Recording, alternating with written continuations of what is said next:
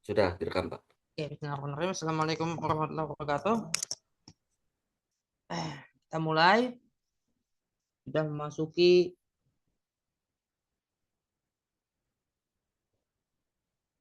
sudah kira-kira ini Bisa. empat pertemuan terakhir ya. Empat pertemuan terakhir hari ini dan tiga lagi setelah ini baru kemudian kita memasuki UAS ya, ujian akhir semester. Oke. Melanjutkan yang kemarin yang bahasa dan sastra dalam kemarin hermeneutika ya. Kemarin hermeneutika, kalau yang sekarang bahasa dan sastra dalam tinjauan semiotika. Jadi kita tahu apa itu eh, bahasa, apa itu sastra ya. Sastra berasal dari bahasa Sanskerta, kemudian susastra ya, berkenaan dengan itu. Sastra apa tadi, fiksi juga kita sudah mengenal fiksi itu apa. Jadi karya sastra itu seperti apa? Karya sastra itu ya sifatnya artistik, menggunakan bahasa yang indah, imajinatif.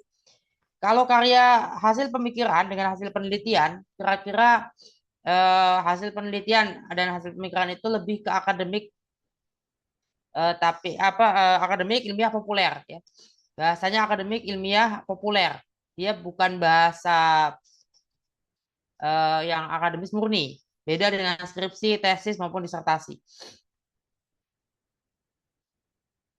Kalau fiksi itu ya ceritanya rekaan atau khayalan dan karenanya walaupun fiksi sejarah tetap merupakan rekaan. Jadi kalau kita melihat novel ataupun film ya, film fiksi sejarah, kok nggak sesuai dengan sejarah aslinya? Ya iya tidak sesuai, namanya fiksi. Ya, ketidaksesuaian itu wajar. Begitulah ketika kita melihat sejarah secara seakademis apapun pasti ada ya hal-hal yang tidak sesuai atau tidak persis ya, tidak presisi dengan kenyataan yang terjadi.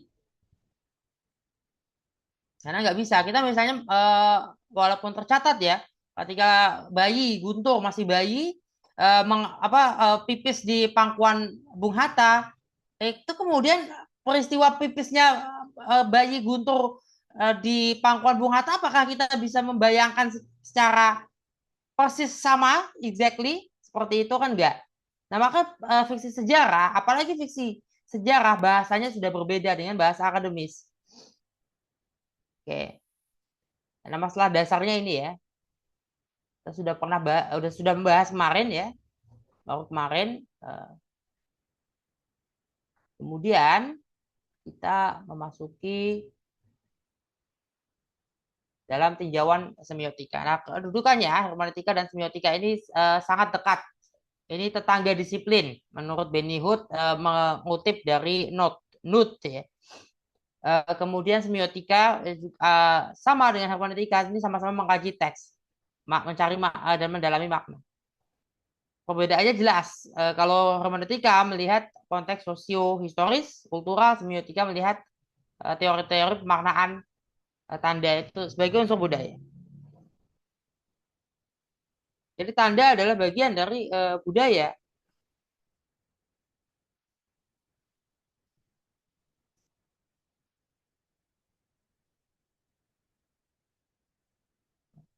Teori semiotika disusur ya, pertama kali disusur ya melihat tanda ini ya, signifian dan signifie. Kemudian ilmu tentang tanda yang disebut sebagai semiologi kemudian menjadi semiotika. Nah, mungkin teman-teman ingat ada disiplin ilmu fiksi atau disiplin ilmu yang fiksional ya. Disiplin ilmu yang sebetulnya tidak ada, fiksional disiplin yang bernama simbologi atau simbologi. Nah, simbologi yang terdapat dalam berbagai cerita fiksi ya, seperti novelnya Dan Brown, ada simbologi. itu sebetulnya adalah ya sebetulnya semiotika dibubuhi dengan narasi-narasi fiksional. Nah, kemudian setelah The Saussure ada Barthes ya, dalam bukunya Mythologist ini menerangkan bagaimana semiotika itu dipakai membaca kebudayaan. Nah, kira-kira begini, signifian ada dalam kognisi manusia dan diproduksi. Jadi ekspresi ya, kemudian signifian menjadi konten atau isi. Nah, E dan C ini punya R, punya relasi. Relasinya dari mana? Dalam kognisi manusia. Dalam kognisi manusia ada di kepala kita. Nah, tahap pertama primer terjadi berlangsung ini adalah dua tahap ya, dua atau lebih ya, tidak satu tahap saja, tidak satu arah saja. Dia mengarah ke E dan mengarah ke C. Ada denotasi, pemaknaan secara umum diterima dalam konvensi dasar ini sudah mulai menciptakan adanya R di antara E dan C. Kemudian pemaknaan tanda dalam tahap pertama ini berlanjut pada sistem sekunder dan seterusnya. Ya, proses kelanjutan pengembangan pada segi ini bisa pengembangan di segi E, ekspresi maupun di konten. Ya, dalam proses pemaknaan tanda. Nah, kalau kita mengembangkannya pada segi E, menghasilkan tanda lebih memiliki ada lebih dari satu E untuk satu C yang sama, proses metabahasa. Ya, misalnya tentang orang dengan kemampuan supranatural, membaca masa depan sebagai dukun. Dukun juga kemudian paranormal, orang pintar, ahli nujum, peramal, sebagainya.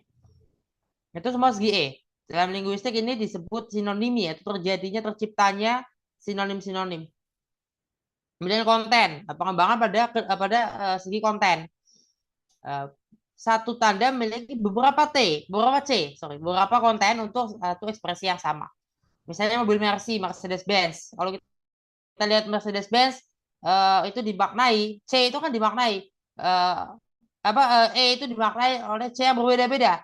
C-nya adalah bisa mobil mewah, mobil mahal, simbol kekayaan dan sebagainya, simbol kemakmuran.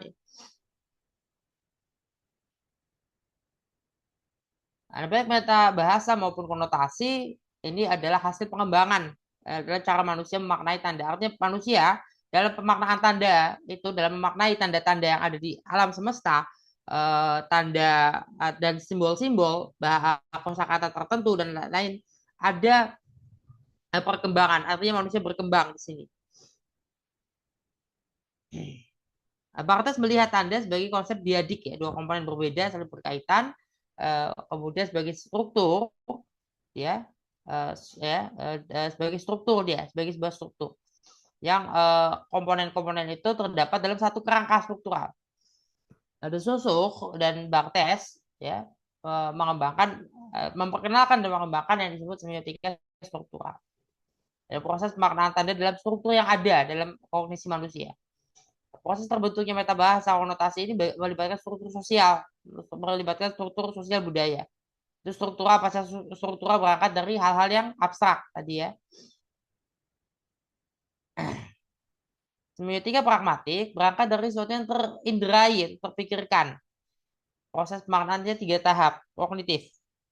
Secara kognitif, sama, secara kognitif juga. Peirce ya menggunakan konsepnya representamen, wujud luar tanda. Wujud luar itu bisa bunyi, bisa bentuk, ya, bisa warna, bisa ya. Kemudian semiotika pragmatis Peirce ya maknanya 3 tahap ini. Tahap 1 representamen sebagai R ya adalah wujud luar. Wujud luar ini akhirnya terjadi perujukan, manusia merujuk secara spontan R itu kepada O, objek ya, objek. Saya coba menggunakan bahasa Perancisnya ya, karena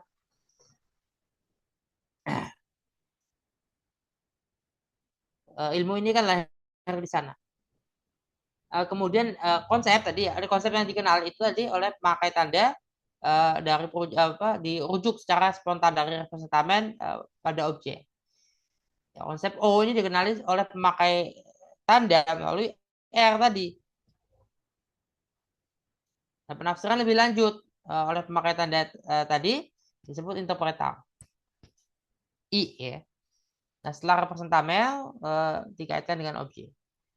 Nah, semiotika struktural maupun pragmatis melihat proses pemaknaan tanda itu tidak berhenti pada proses primer, tapi terus berlanjut. Hanya bedanya adalah semiotika struktural, misalnya pada Barthes, ini lebih tertutup, kalau semiotika pragmatis lebih terbuka. Analisis teks dalam bahasa dan sastra itu dilakukan menggunakan teori-teori ini, hermeneutika maupun semiotika. Nah, semiotika teks merupakan upaya ya menganalisis teks. Teks itu bisa macam-macam.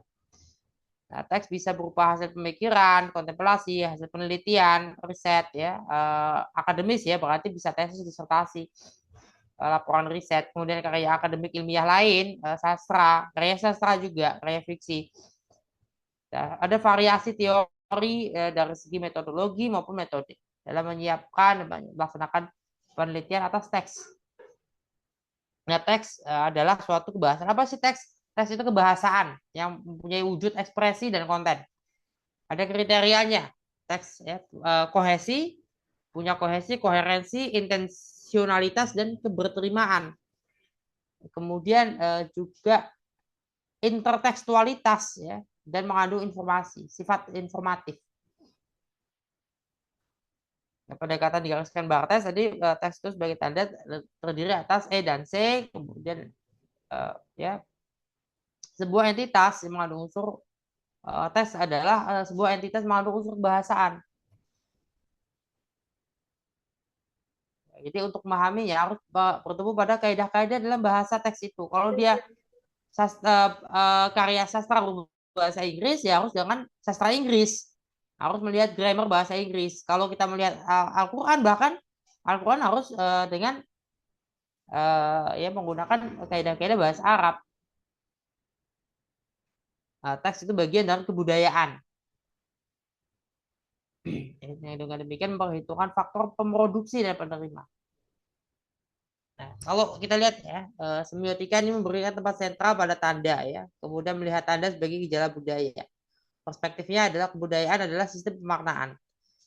Umberto Eco menyatakan bahwa makna tanda itu hasil suatu konvensi sosial yang merupakan prinsip dalam kehidupan berkebudayaan. Pendekatannya ya mengaitkan tanda dengan kebudayaan, tapi menempatkan tanda ini pada titik sentral. Kalau tanda mengalami proses pemaknaan yang manusia itu tidak secara khusus manusianya ditonjolkan. Konteks sosiohistoris dan kulturalnya tidak. Itu dalam semiotika. Nah, kalau dalam hermeneutika, konteks sosiohistoris tadi itu dilihat, ya, diperhitungkan benar-benar. Ya. Ricoeur misalnya, Ricoeur ini menempatkan teks pada posisi sentral, tapi ada perbedaannya. Sebagai hermeneutika yang disampaikan oleh Ricoeur adalah metodologi yang ditawarkannya, ya, perhitungan lingkungan teks. Lingkungan teks itu di sekitar teks. Lingkungan teks itu lingkungan di sekitar dari penulis. Jadi Ricoeur masih melihat siapa penulisnya, seperti apa lingkungan sekitarnya. Artinya ada konteks di sini. Gadamer juga mengemukakan bahwasanya hermeneutika harus memahami makna lebih baik dari penulis teks itu sendiri.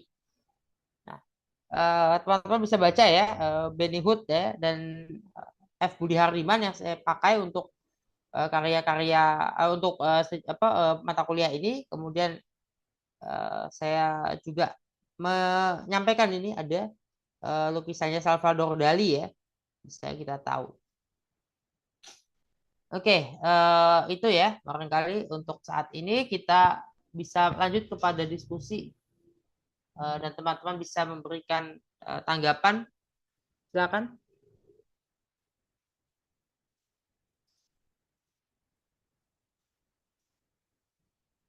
Silakan teman-teman dibuka diskusi dan pertanyaan.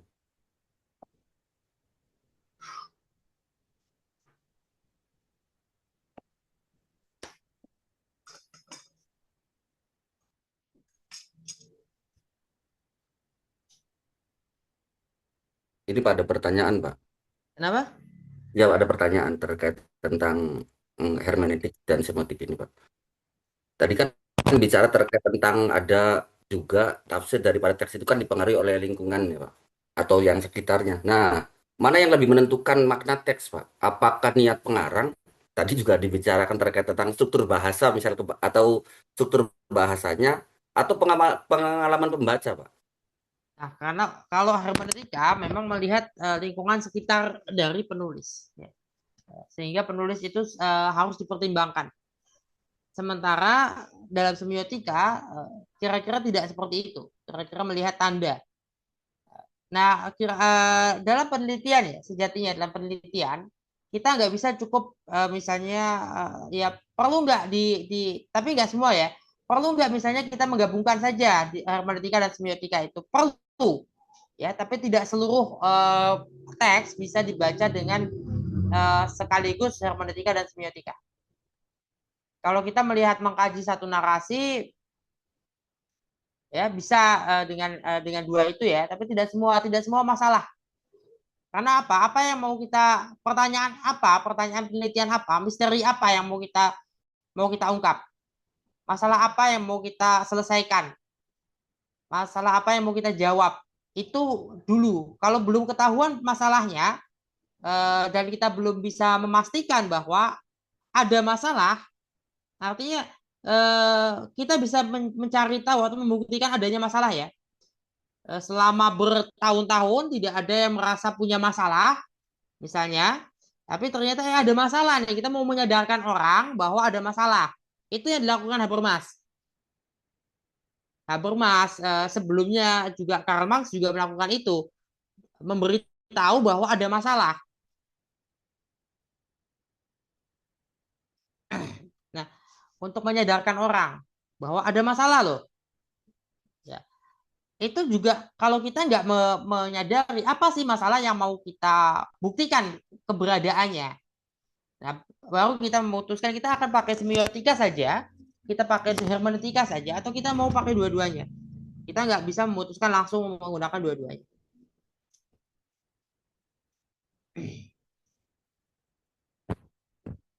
Oh, berarti dilihat pertama terkait tentang permasalahannya dulu ya, Pak ya. Ya contoh misal ini nyambung nggak, Pak? Misal masalah hukum itu kan kadang ya kan membaca teks Quran atau hadis itu kan kadang ada ya kan dicari asbabun nuzulnya dulu atau asbabul wurudnya dulu. Kadang juga tidak berlaku gitu, Pak. Kadang secara bahasanya yang digali. Ini misalnya apa? Misal terkait tentang ini, Pak, apa a- najis ini air liur anjing yang di bejana itu, Pak. Ya, ada 4 hadis ya. Saya nggak tahu yang sudah menemukan siapa aja. Ada yang sudah pernah menemukan langsung dari kitabnya. Ada 4 hadis yang berbeda ya. Satu itu 7 kali dengan salah satunya tanah, yang pertamanya tanah, yang satu lagi ada yang paling terakhir tanah, kemudian yang keempat ternyata hanya 7 kali tidak ada kata tanah di situ.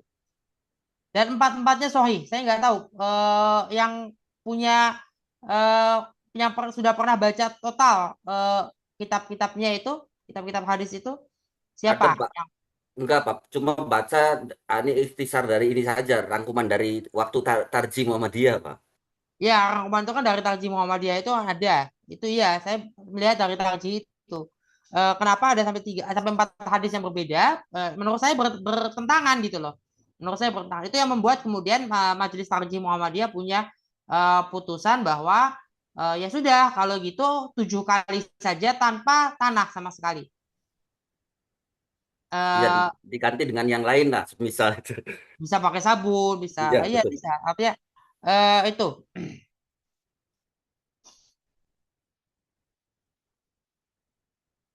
Itu. Kemudian satu hal juga ya terkait apa namanya? eh Misalnya kalau hukum keluarga misalnya, ini kan sering ya. Kalau istri lebih lebih banyak pendapatannya, income-nya daripada suami. Nah itu. Eh, saya juga nggak paham ya. Saya nggak pernah terbayang gitu. Walaupun saya mungkin melihat ya dengan mata kepala sendiri adalah ya. Iya, iya. Istri membuatkan kopi, membuatkan teh, buat apa? Iya, saya tahu. Kadang saya ketemu teman di rumahnya, istrinya yang buat buat kopi misalnya, atau buat teh. Di Cirebon sudah azan dulu ya? Semarang udah, Pak, udah ikoma ini. Malah Semarang lebih duluan. Ya, karena Semarang lebih timur. Apa namanya? Gitu ya. Misalnya, eh, saya nggak pernah membayangkan karena saya merasa kalau saya sendiri kan biasanya buat kopi itu sendiri gitu. Hampir hampir nggak hampir nggak itu aja jarang saya nggak nggak mengalami cukup lama dengan ayah 9 tahun. Waktu itu usia saya 9 tahun masih terlalu kecil ya, untuk mengetahui untuk mengetahui dampak ekonomi misalnya dan sebagainya. Jadi saya nggak tahu apa, dan nggak tahu juga perbedaannya gimana tahun 1995, 30 tahun, 31 tahun yang lalu dengan era sekarang. Kalau teman-teman saya kan sebagian sudah, teman kita jangan-jangan di kelas ini juga ada yang sudah pernah mengalami ditinggal oleh pasangan, tadi tinggal meninggal, eh, ditinggal wafat ya, cerai mati maupun cerai hidup. Eh, di berapa kali saya ketemu dengan orang-orang yang sudah pernah mengalami, sudah cerai mati ataupun cerai hidup. Dan saya tahu apa namanya, mereka itu, yang saya tahu adalah mereka biasa-biasa aja karena pertemuannya adalah pertemuan-pertemuan yang sifatnya profesional ataupun pertemanan. Jadi nggak ada rasa-rasa, ya, nggak ada apa pengalaman yang sama nggak. Saya nggak mengalami dan nggak mengetahui itu. Jadi saya nggak kebayang. Nah, ini perihal soal taat pada suami. Apakah taat pada suami itu ngebikinin teh gitu, bikinin kopi apa iya?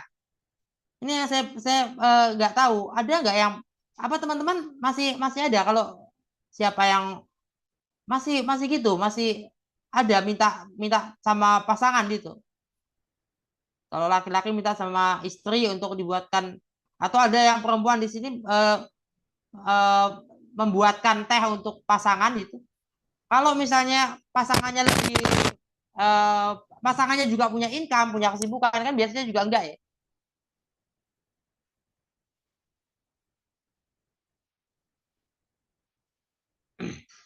Ya bisa jadi begitu, Pak. Bisa jadi apa? Ya kalau income-nya lebih besar bisa jadi. Ya, tapi maksud saya itu apakah memang membuatkan kopi, membuatkan teh itu bagian dari yang dimaksud taat sama suami? Bisa jadi, Pak. Ya, artinya gini maksud saya. Apakah Rasulullah itu pernah minta dibuatkan apa gitu sama sama istrinya? Pernah tanya terkait tentang sarapan, adakah sarapan pagi hari ini terus tidak ada, maka hari ini saya sahur. Ya, artinya kan begini, maksud saya tuh sejumlah riwayat kan tidak, eh, nggak tahu ya, tidak menyebutkan misalnya bahwa istri itu memang untuk banyak mengerjakan pekerjaan rumah tangga. Apalagi kalau istrinya orang kaya. Itu maksudnya istri dari orang kaya ya, orang yang punya kekayaan banyak gitu ya. Rasul sendiri kan hidupnya minimalis. Dan Rasul tuh bukan bukan ini, bukan bukan tidak punya harta. Rasul punya. Rasul bukan tidak punya harta. Rasul itu punya harta. Ada kasus ketika Fatimah, Pak. Fatimah datang kepada Nabi itu, ya kan minta pelayan. Karena Fatimah itu kan yang memasakkan suaminya, yaitu sahabat Ali bin Abi Thalib itu. Kemudian, Ya kemudian tadi tuh karena beliau kecapean, Sayyidah Fatimah itu, kemudian ya adalah hadis terkait tentang zikir nanti apabila engkau capek, Allahu Akbar itu. ya ya. Ya, tapi memang bukan satu bentuk tugas jadi kewajiban segala macam kan tugasnya adalah memperingan ya sebaik-baik khairukum khairukum li ahli ya, sebaik-baik di antara kalian kan yang paling berbuat baik terhadap pasangannya. Berarti kan tidak ada Bukan, eh, ya bukan, ini tidak mah ada detail sekedar ya. Tidak ada kesepakatan saja, kesempatan dalam rumah tangga benar. tidak ada detail detail tugas itu apa saja, tugas suami apa saja, itu nggak ada detail itu tidak detail. Karena faktanya bahkan di zaman para nabi dan para rasul pun di awal-awal itu kan awal-awal abad Masehi ya, masih milenium pertama. Pada milenium pertama pun ya, eh, apa sejumlah perempuan tidak bekerja sama sekali total. Mereka sama sekali nggak bekerja kecuali ya bahkan dalam sejumlah kasus kecuali itu hanya hamil dan melahirkan. Menyusui enggak. Dia nyari orang yang mau nyusuin. Dia nggak mau menyusui. Iya betul, kalau menyusui benar, Saya bahkan udah bisa sudah dibayar ya. 9 bulan mengandung ini, kemudian saya katanya gitu. Eh, perempuan-perempuan itu ya kelas itu dan kelompok itu yang tertentu ya merasa sudah 9 bulan kok kerja apa mengandungnya sudah dilahirkan capek gitu. Jadi tugas dia itu hanya itu aja. Tapi setelah itu eh, jadi kenapa kok cuma 11 bulan jarak jarak kakak dengan adiknya? Kan berarti kalau 11 bulan berarti apa? Setelah 40 hari usia si bayi lahir, baru hari ke-41 sudah hamil lagi. Ya setidaknya sudah melakukan lagi hubungan seksual gitu lah. 11 bulan jaraknya. Di abad awal apa di paruh pertama abad ke-20 masih ada eh, kakak beradik yang jarak usianya 11 bulan. Kalau sekarang 12 ya. Setahun itu ya benar 12 itu. Bukan 11. 11 itu kan gini misalnya kakaknya lahir di bulan September, adiknya lahir bulan Agustus berikutnya. Jadi dekat 11 bulan. 11 bulan kan gimana? Pertanyaan saya itu disusuin nggak? Dan ada jawaban yang memang ada sebagian itu menjawab enggak disusuin sama ibunya. Ada yang bertugas untuk menyusui. Yang perempuannya yang menyusui itu bahkan kadang-kala dibeli. Jadi dalam apa namanya tidak merdeka hamba sahaya. Ya bisa dibayangkan seperti itu. Apakah mereka itu perempuan itu menjadi bukan ibu rumah tangga atau menjadi apa namanya tidak apa namanya dia kan nggak punya karir juga sebagai perempuan, nggak dibayar secara profesional juga, dia kerjanya cuma hamil melahirkan udah makan minum tidur senang-senang aja. Kalau mau makan minum panggil orang kok, panggil bujang-bujangnya. Artinya di situ apa namanya suatu praktik ya di milenium pertama bahkan sampai paruh pertama abad 20 itu masih ada sebagian kecil ya nggak banyak, makin sedikit lah kira-kira. Eh, tapi itu ada, kenyataan itu ada orang yang berpandangan seperti itu. Jadi fakta ini penting ya menurut saya kalau kita bicara juga kan kita ini Fahmina kan juga perguruan tinggi keislaman yang juga apa namanya ikut mengembangkan feminisme Islam ya. Sehingga kita harus paham bahwa ada fakta-fakta yang menunjukkan perempuan yang tidak secara profesional bekerja itu banyak juga yang hidupnya ya cuma makan tidur aja kesehariannya. Nggak mesti makan tidur sih, tapi ada kegiatan-kegiatan lain. Yang intinya adalah mereka tidak secara profesional enggak, peran peran belum tentu peran peran sosial peran di ruang publik belum tentu ada, bisa ya bisa enggak peran peran publiknya, tapi juga peran domestik ya hanya paling ngawasin aja. overseeing, nggak ngapa-ngapain dalam arti eh, apa kerja keras, enggak.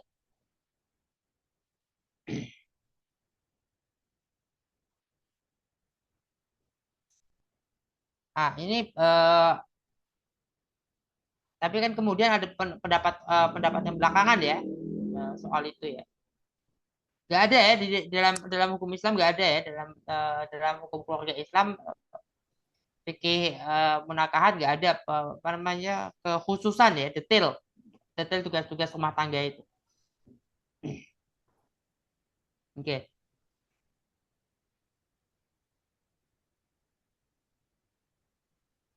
Apalagi yang masalah-masalah yang bisa di ini di kalau saya sendiri memang saya punya punya ini ya punya barangkali bisa ada yang bisa saya pakai untuk teman-teman bisa mempraktikkan.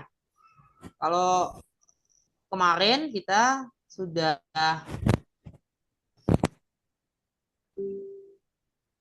apa namanya kita sudah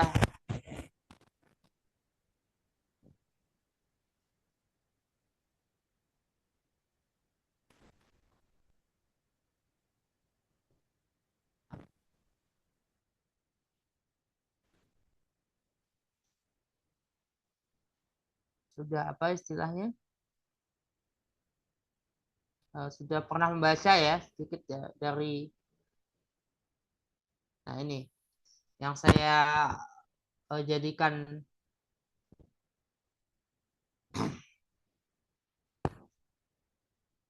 jadikan apa namanya contoh ya salah satu contoh nanti mungkin ada contoh-contoh lain kalau kita punya waktu barangkali bisa digunakan ya seperti ini kan kalau dalam semiotika kita hanya melihat pada grammarnya saja atau pada tanda-tanda di sini kata tanyakan di sini berapa kali ini kan ada tanda-tanda ada yang disimbolkan yang direpresentasikan pada kata-kata ini. Kemudian bicara pada siapa yang kita suruh nanyanya nih? Apa aja tuh yang disuruh suruh nanya tuh? Pada bait pertama apa? Apa saja? Bukan bukan ini. Itu kan apa benda-benda alam ya. Iya, Ombak, ombak. semilir itu maksudnya angin ya. Tapi tahu semilir itu angin dari mana? Taunya semilir itu angin dari mana? Halo? Dari kebahasaan Pak ya, Tahu? semilir angin ya. Apa? Ya, kan Ya saya dari nggak bahasa menyebut ya. semilir angin. Tapi Iya, pada iya. semilir yang Semilir itu pasti angin ya, ya benar. ya karena artinya ada konotasi di sini. Iya, dengan sendirinya apa ya? Semilir itu pasti angin itu. Oke, itu kan otomatis ya. Nah, Iya, kemudian iya. di bait kedua kan siapa aja. Kemudian apa di bait ketiga ini. Kemudian bait keempat. Nah, ini bait 1 sampai 4 ini kelihatan apa saja sih dan siapa yang disimbolkan di situ. Kenapa bait pertama itu kayaknya ada pola di sini. Apa aja coba polanya? Pertama di bait pertama tuh bertanya terkait tentang apa fenomena ya yang ada di Banyak alam. tentang Iya, bertanya pada itu di situ. iya Kan pada pada. Ah, ya gimana tadi? Kalau itu buat bait pertama sampai keempat itu bertanya pada apa saja secara pola. ya pertama pada eh, kejadian yang ada di Ombak. alam kan pada ombak-ombak yang memukul karang, pada semilir angin ya yang merontokkan dedaunan, pada gerimis tuh yang ada di kala senja. Terus ya kan tanyakan saja ya pada tembok-tembok akademi berarti pada Bait keduanya di bawahnya. oh ditanyakan pada sepuh bertoga Ini hitam. orang, orang-orang, Nah, Oh ini ya, orang. ini berarti lulusan-lulusan akademisi nih, Pak. Yang hmm, 3 benda mati kali ya. Pada ini berarti petani, pada mereka yang Enggak. menanam padi dan sayuran kan petani. Oh, kan profesi nih, Pak. oke. Ya, kedua profesi, ketiga itu ya Benda, kan ketiga itu berarti apa ya? benda-benda apa Sebuah sih? institusi ya kan akademi terus lagi masjid-masjid jadi pokok pilar pokok rumah Tuhan masjid ini rumah ibadah ini. Oke, Nggak tahu terus nih barangkali ada. Karena pada pilar pokok rumah Tuhan itu pasti pada masjid-masjid atau gereja atau segala macam lah. pada denteng lonceng yang drap bedug nan syahdu, berarti tanda-tanda yang ada, simbol-simbol tanda yang ada pada rumah ibadah. Oke. Terus pada lantunan azan, ya berarti ya sa- Sama. baris satu, yang ketiga ini bait yang ketiga baris 3 dan 4 tuh hampir Baik, sama. ya, baik, baik. Ayo Iya. tanyakan, ya kan, pada uap dupa, tanyakan saja pada uap dupa yang Terus terhempas angin. setelah itu 5, 6, 7. Jadi Ya, ke tanyakan bawah ya. saja pada tiap tetes air di Ini apa lagi? Natuna Utara. Nah, ini nih Pak, nggak tahu nih Pak. Izin Pak, ke, ke dalam membaca teks itu ada perbedaannya nggak Pak antara Hermen sama semiotikanya Pak? Ya, tadi kan hermeneutika itu kita melihat juga pada lingkungan sekitar teks. Ya, Hmm. lingkungan sekitar teks itu kan ada latar sosiohistoris, latar kultural, latar dari penulisnya. Kalau Kalau ngambil semiotika, tadi ini semiotika berarti karena baru melihat pada sisi tandanya tadi, apa saja Adanya yang saja. direpresentasikan. Ini perintah bertanya. Perintah bertanya itu berarti apa? Kita tahu itu perintah bertanya. Nah, tapi yang disuruh nanya itu kemana aja, gitu kan? Ya, pada Baru tiap tetes air 6 Natuna dan ini 7 ini tempat-tempat baru wisata ini Pak. tempat Tempat-tempat wisata. terindah. Ya, di Natuna Utara, pada butir pasir di Sahara. Bertanya juga pada potongan salju di Antartika. Pada tiap ranting yang patah di belantara Asia. Tanyakan, Tuh. Nah, apa dan siapa diriku? Kapan dan bagaimana diriku? Kapan dan di mana diriku? Ini reflektif untuk setelah bertanya, lalu apa sih pertanyaannya? Bertanya tentang ini. hmm. Tadi ya kan dari bait pertama satu Ini dua kan tiga empat, 5W1H itu 6 itu. ya lima, what how 5W1H. sampai how ya. Yang ditanya itu apa dan siapa, kapan dan di mana, kenapa dan di mana, kenapa dan di mana. Kapan, bagaimana, Ya, kenapa dan di mana. Itu kan 5W1H. ya. Kemudian Tanyakan pula tentangmu, tanyakan pula tentang dia, tanyakan lagi tentang dia. Oh, dianya beda nih Pak. Berarti Tuhan tandanya besar ini Pak. nah, Karena dia kecil dan dia besar. Ya. eh, Dan tanyakan tentang kita, mereka dan kalian. oke. Nah, pertanyaan begini Pak, benar tidak Pak?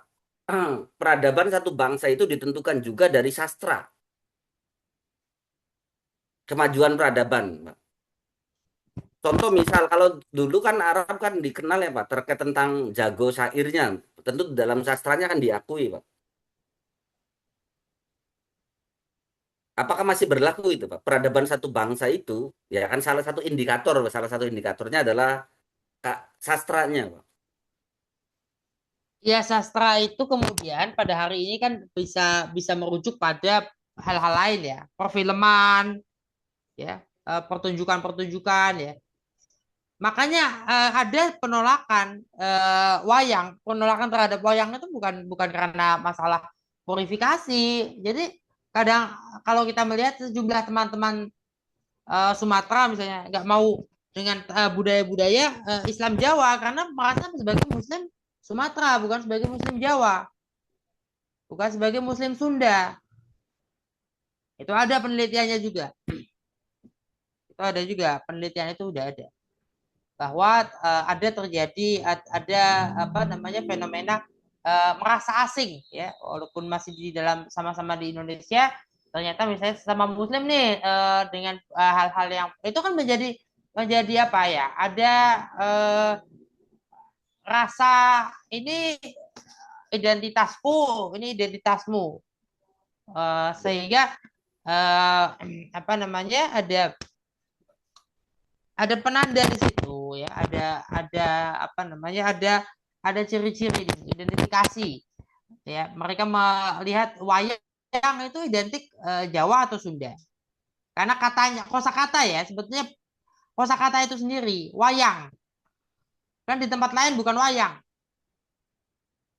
ada permainan-permainan atau pertunjukan-pertunjukan pipet ya boneka ataupun ya pertunjukan yang tidak menggunakan orang secara langsung ya menggunakan boneka, menggunakan apa namanya, menggunakan bayangan, menggunakan benda-benda lain lah yang dijadikan representasi untuk tokoh tertentu, untuk manusia dan sebagainya.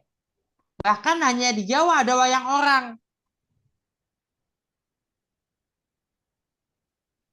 Wayang orang itu apa sih?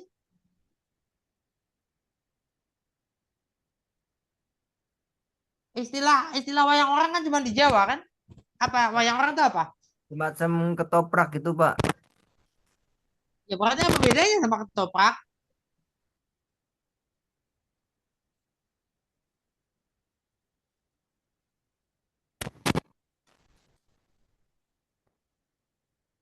Ya, wayang Ada orang itu kan seni apa ya? Jadi seni budaya atau seni pertunjukan tradisional dari Jawa, Pak, yang dimainkan oleh orang. Kalau wayang kulit ya seni pertunjukan yang dimainkan oleh wayang kulit. gimana sih? Ya, ya artinya gini kan itu eh, kosakata punya konotasi. Makanya sempat juga kita bahas apakah misalnya kata ambigu atau ambiguitas itu positif atau negatif? Jelas positif, bisa positif. Bisa positif Ambigu ya. itu kalau ambigu itu negatif, ya itu jam gadang pun tertawa itu sampai terdengar keras. Jam gadang pun tertawa itu, bukan jam dinding lagi.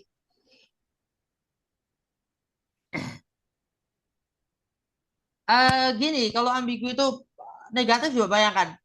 Ambigu itu ya positif. Kenapa? Karena setiap segala sesuatu kita punya setiap kosakata. Coba. Tadi Ya, sastra punya berapa arti, berapa makna. Coba ya punya perhatikan ambiguitas kamu. ya benar. Itu ambigu namanya. Ya, punya ambiguitas. Ambigu. Itu ambiguitas juga gitu loh. Jadi Al-Quran ambigu ya ambigu itu bukan bukan nggak jelas, Iya, bukan ya benar-benar bukan Pak. Bukan bukan dalam nggak rangka bukan nggak konotasi bukan negatif benar. Tapi memang agar memang terus digali gitu ya. Karena tidak satu arti kan.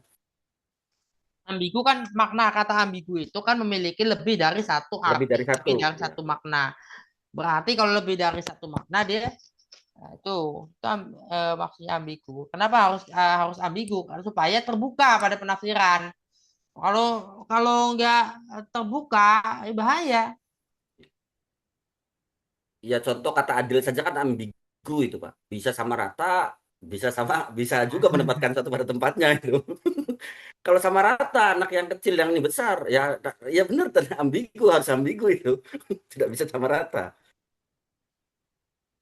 Tuh, maka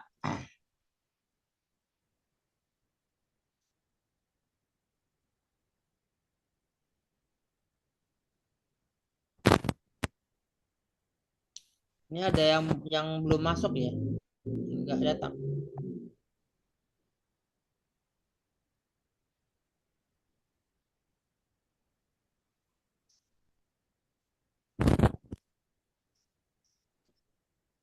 Berarti kita itu berapa pertemuan lagi? 3 pertemuan lagi apa ya? 15 terus Tiga enam lagi belas setelah ini ya. 16 itu berarti puas ya Pak ya? Berarti tanggal berapa? Nanti Pak hitung. Karena besok mulai libur ini Idul Adha. Idul Adha itu liburnya cuma sehari Tiga kan? hari, 3 hari Pak betul. Tanggal 28 29 libur. Nah, nanti sekalian tanya Pak. Apa memang kita kan belum dapat info juga nih Pak. Tanggal 1 itu kan tanggal merah ya Pak ya. Hari Kesaktian Pancasila tuh. Senin itu Oh Pak. iya tanggal 1 itu juga. Senin ya, oke. Ya, apa libur atau tidak? Kalau misal libur, berarti kalau nggak libur nih Pak, berarti terakhir itu kita pertemuan tanggal 15. Berarti UAS itu antara 22 atau 29 itu, Pak. Satu, dua. Bulan Juni. Kan di RPS itu kan ada tiga lagi yang belum tiga materi yang belum dipelajari kan? Iya, ya kan tanggal 1 kalau memang tanggal 1 masuk itu tanggal 1, tanggal 8, tanggal 15 tuh. 3 pertemuan, Pak. Nanti berarti Hmm. tanggal masuk Kalau enggak 22 tanggal sampai 22. 29 itu Oke. ya. Kalau misal Senin itu Hari Kesaktian Pancasila libur kan libur nasional berarti berakhir di tanggal 22, Pak.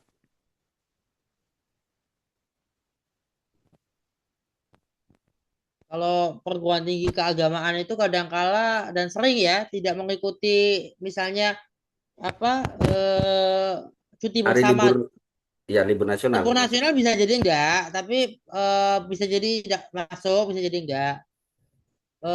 Tapi kalau cuti bersama itu seringnya Tidak, memang ya. tidak Tidak kalau cuti bersama. cuti ya, kalau cuti Ya, tidak kalau ya. perguruan tinggi keagamaan ya, Mm-mm. perguruan tinggi keagamaan, perguruan Tapi tinggi biasanya kalau libur nasional libur, kalau cutinya tidak, Pak. Benar. ya kadang gitu. Ya libur sehari aja ya, udah besoknya masuk lagi.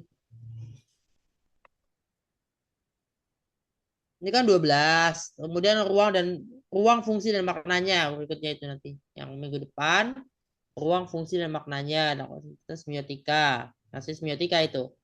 Kemudian hermeneutika dan semiotika, ilmu sosial humaniora. Baru dalam studi Al-Quran dan tafsir.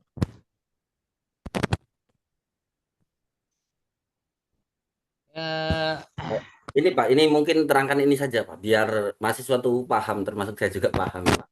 Kadang kita kuliah nih Pak ya, kan misal saya jurusan HKI, ya kan Hukum Keluarga Islam. Terus ada mata kuliah kayaknya nggak nopang nih ya. Nah, sebenarnya saya tuh menginginkan dosen tuh menyadarkan apa sih perlunya terkait tentang ya kan mata kuliah ini. Ya, Oke, yang mana misalnya hermeneutika dan semiotika ya ya cenderung misal Pak, misal cenderung biar usuluddin ya. semua, ya Pak. Ya, karena hermeneutika dan semiotika itu cenderung di fakultas usuluddin, cenderung di fakultas di komunikasi kadang ada, ilmu komunikasi, mungkin saya nggak tahu kalau FISIP ya. Tapi studi Islam pada umumnya memang ada hermeneutika dan semiotika. Eh, Mata kuliah hermeneutika dan biasanya juga berbeda ya. Hermeneutika dengan semiotika itu biasanya dua mata kuliah terpisah. Dipisahkan ya biasanya betul. Biasanya dipisah karena memang perlu dipisah karena perlu dipisah. Kalau disatukan kan berarti separuh-separuh bagaimana teman-teman bisa menerima dua materi berbeda ya dan terutama karena ini beda materinya berbeda. Kalau semiotika itu lebih pada grammar ya, lebih pada grammarnya, lebih pada arti dari setiap kosakata ya. Kalau kita bicara soal eh, setiap kosakata kan punya arti, punya punya makna, punya makna dan punya konotasi. Nah, konotasi itu eh, berbeda dengan konotasi itulah yang menjadi konten ya tadi ya. Konotasi itu yang menjadi konten. Karena ya kita punya pemahaman terhadap segala sesuatu. Kalau misalnya kita melihat misalnya melihat Palu Arit misalnya. Ya, ya, ya. Nah, Contoh-contoh itu. contohnya itu, lihat Palu Arit misalnya. Ya. Sejumlah negara demokratis, India itu juga kan demokratis ya. Itu mereka biasa aja. Ya. Kemudian di mungkin negara-negara lain dia biasa aja dengan simbol-simbol Palu Arit misalnya. Bahkan di India itu kan ada salah satu negara bagian yang memang partai komunisnya cukup kuat ya. Dan partai komunisnya di sana itu banyak juga yang Muslim dan biasa aja. Ya karena gini, eh, misalnya kalau tadi, tapi apakah benar bahwa Palu dan Arit itu komunis? Tuh satu, enggak ya, belum tentu. Iya belum Kalau tentu. gitu, masa Cuma kita nggak boleh pakai Palu dan pakai Arit?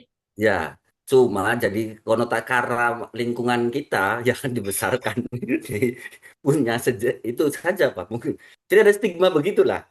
Ya mau tidak mau kita kan dari stigma lingkungan ya Pak ya. Punya pemahaman ini Pak.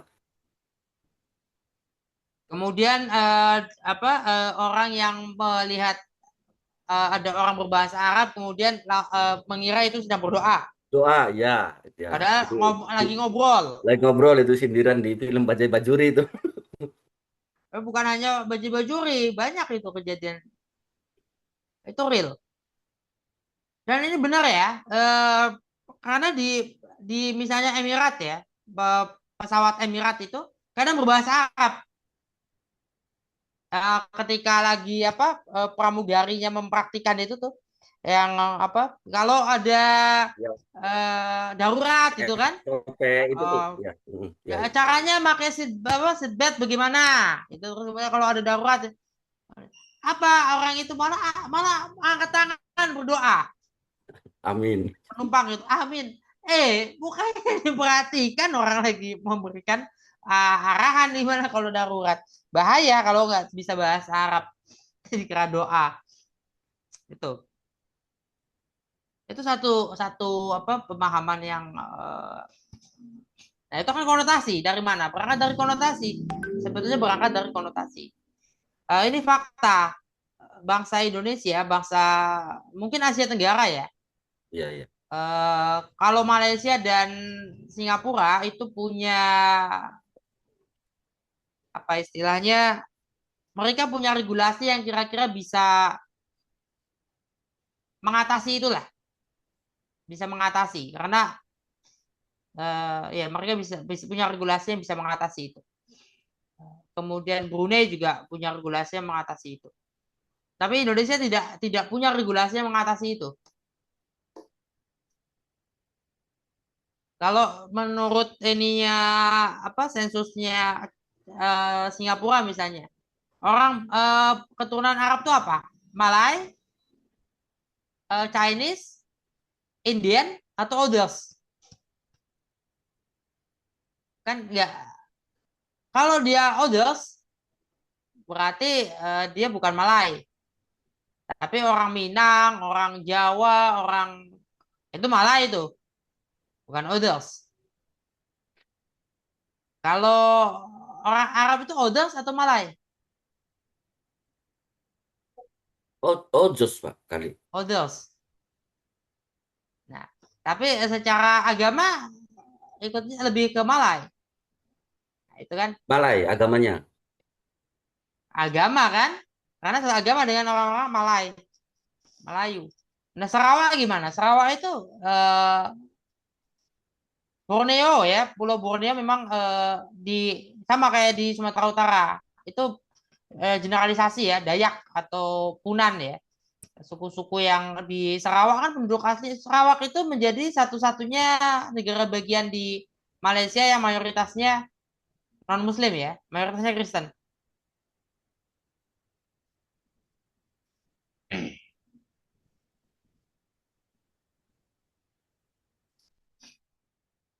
Nah itu.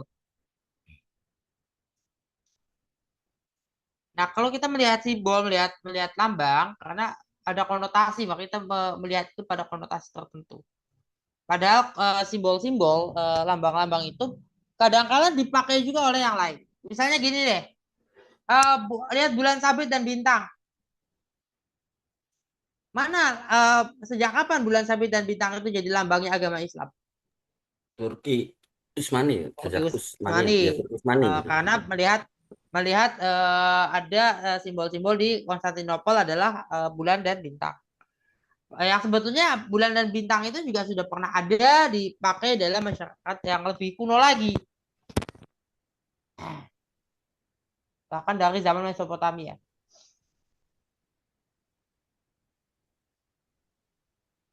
Tuh. Artinya kan ada ya, ada banyak hal, banyak apa namanya sejarahnya yang membuat konotasi bisa berubah.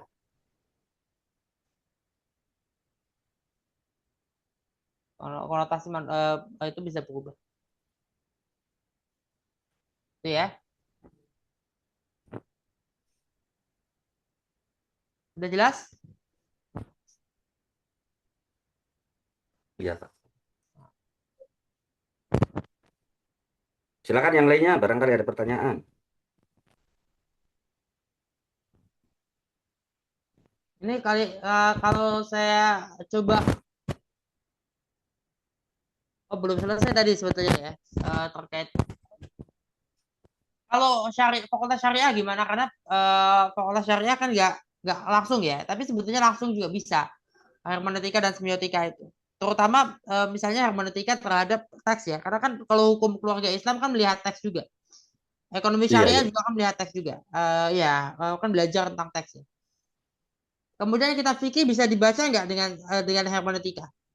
Bisa, ya bisa, Pak. Ya, tentu bisa. Kita Bisa, Pak, bisa. baca dengan hermeneutika, dengan semiotika itu bisa Ya, dilakukan.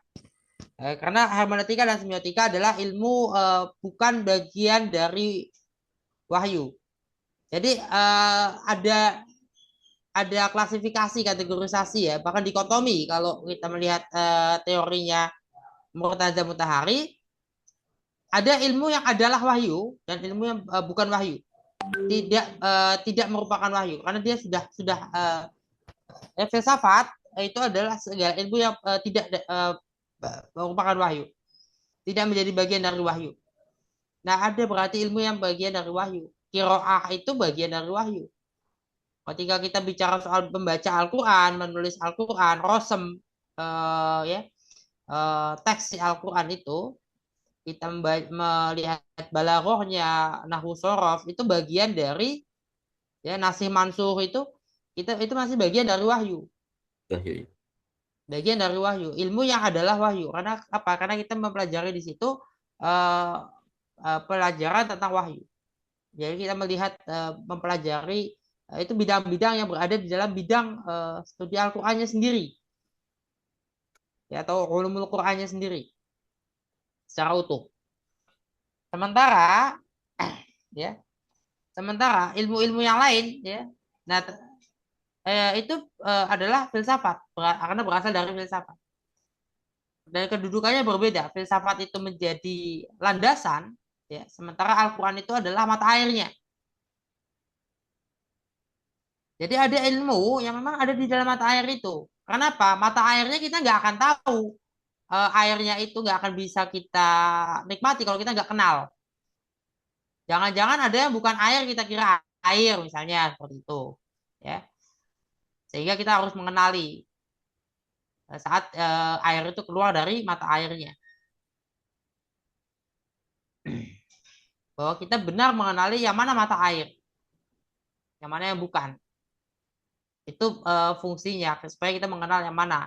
Ketika kita bicara pembagian tadi ada ilmu yang wahyu, ada ilmu yang bukan wahyu.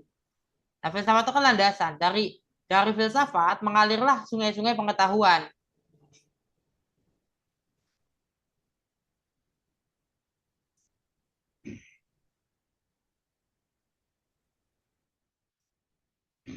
Nah, itu baru dengan adanya filsafat mengalir sungai-sungai pengetahuan. Nah, hermeneutika dan semiotika itu berasal dari situ, bukan berasal dari wahyu. Nah, mungkin semiotika ya, setidak-tidaknya semiotika bukan berasal dari situ. Kalau hermeneutika mungkin pernah berasal dari situ dalam artian karena hermeneutika dipakai oleh tradisi keagamaan lain. Ya, ada tradisi keagamaan yang menggunakan hermeneutika cukup lama, tapi kemudian sejak Schleiermacher kemari itu sudah ada perubahan yang sangat signifikan. Akhirnya sampai pada Habermas mengubah dan membawa pada hermeneutika kritis. Hermeneutika menjadi bagian dari membaca ilmu sosial. Semiotika bisa membaca ilmu sosial, bisa. Semiotika jelas membaca ilmu sosial. Kalau menggunakan semiotika dalam penelitian ilmu politik, bisa juga membaca dari misalnya postingan media sosial, kemudian konten YouTube ya, konten-konten media sosial ya, konten yang ada di posting di media sosial itu dilihat dan itu bagian dari semiotika juga ketika menggunakan semiotika juga ya, menggunakan semiotika untuk mempelajari itu. Pilihan kosakata yang dipilih, kenapa pilihan kata ya? Pilihan kata itu menunjukkan kita ini siapa dan kita ini mau kemana. Karena pasti setiap kosakata ada konotasinya. Setiap simbol, setiap lambang ada konotasinya.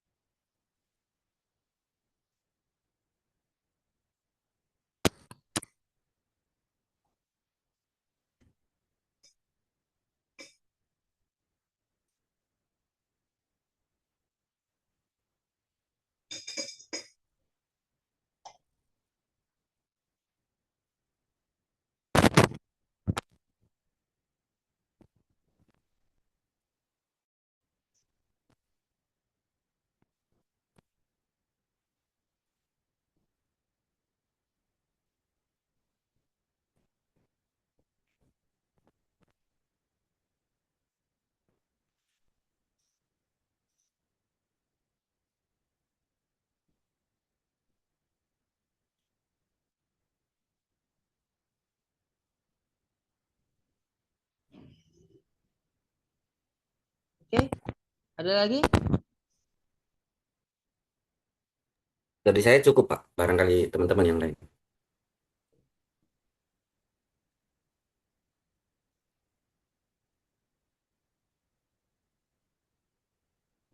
Kalau saya kalau UAS-nya menggunakan ini gimana? Menggunakan praktik. Udah Praktek sanggup gimana belum? tuh, Pak? Praktek gimana tuh, Pak? Ya praktik menafsirkan. Eh, Gimana teman-teman itu? Tapi saya tawarkan dulu. Ya, eh,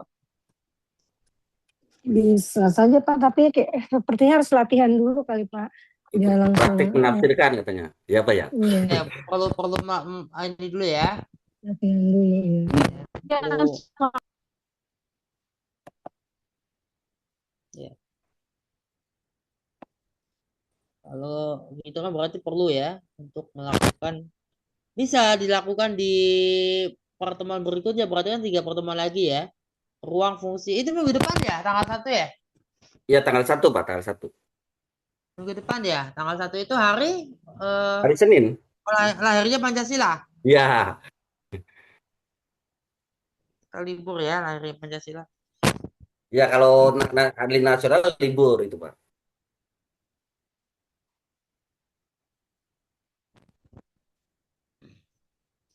Ya karena keputusan pemerintahnya libur.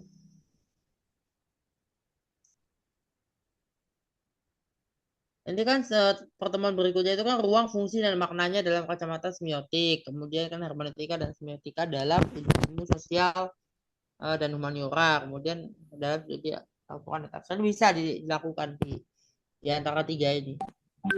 Atau minggu depan bisa dilakukan pertemuan berikutnya ya. Kalau enggak ketemu di sini, kalau mau diganti di hari lain gimana? Tanggal 1-nya.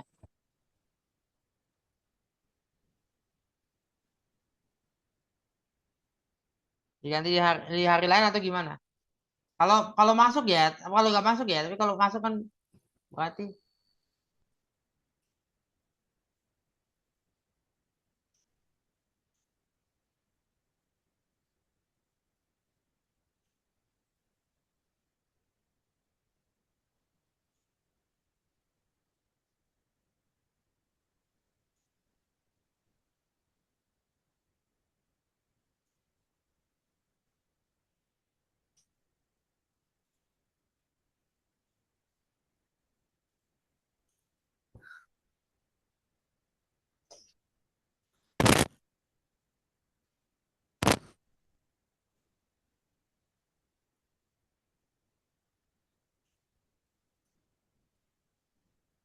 oke.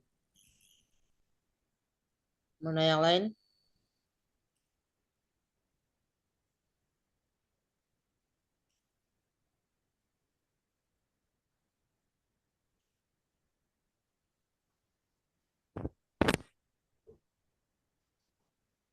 Kalau gitu, ini 7.40 masih ada waktu sebentar lagi ya, 20 menit lagi.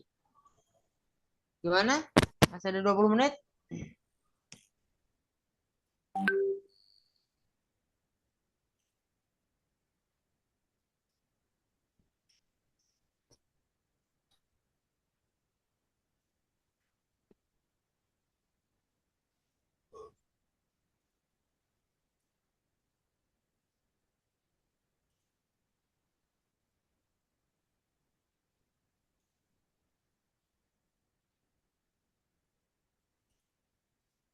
Cukup teman-teman. Ada pertanyaan lagi tidak?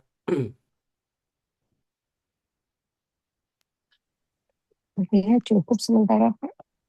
Oke, kalau gitu ya. Nanti Iya, kita coba, iya. ya kita lihat pengembangan untuk tanggal 1-nya ya, apakah bisa masuk atau nggak masuk. Kita tutup dengan alhamdulillah. Assalamualaikum warahmatullahi wabarakatuh. Waalaikumsalam warahmatullahi wabarakatuh. Waalaikumsalam. Terima kasih Pak.